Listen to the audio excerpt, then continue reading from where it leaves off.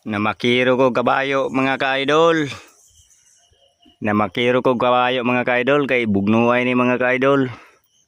Medyo guwang-guwang na ni mga ka-idol, idara na mga ka-idol pero muaway pa gini siya mga ka-idol oh. Gibutangan ako asiti ang buko-buko mga ka-idol, ay asiti edible oil kay para og muligid siya mga ka-idol, dili mo pilit ang lapok. Kay og mo pilit mong lapok ug dili mo butangan og oil, mo'y hinungdan sa kalmadurahon ang kabayo, kalmadura. Mo nang niwang imong kabayo mga ka-idol.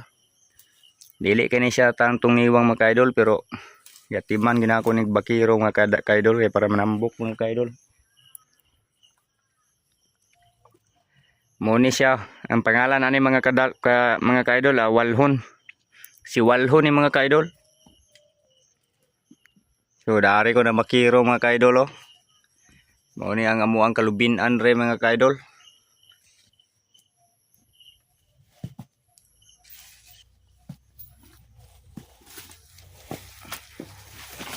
Balik buyo.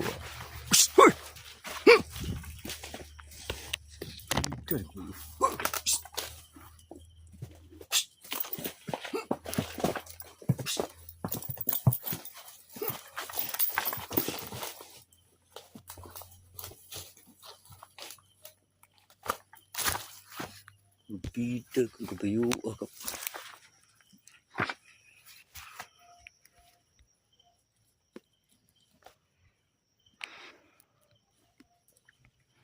Bakiruhan na to ni mga ka-idol kay para manambog yung bayo mga ka-idol no.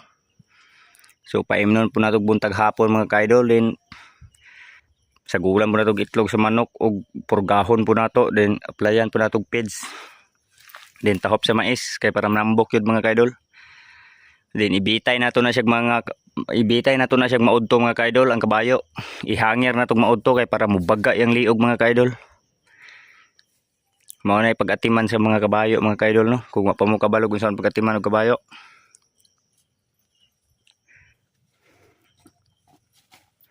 Kinumpayan po na ako ni mga ka-idol. Kumpayan ako ni siya usahay.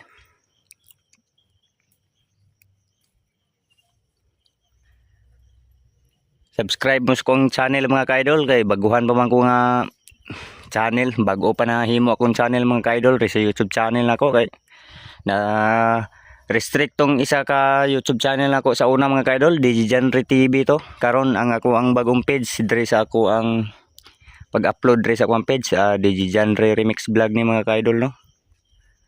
So i-subscribe lang ko ninyo mga ka-idol pod.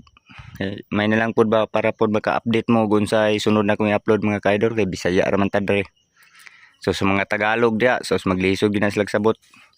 Pero taga probinsya man ko, natural nga Bisaya gini ang ako ang mga vlog mga ka-idol. So salamat kay sa paglantaw mga ka-idol.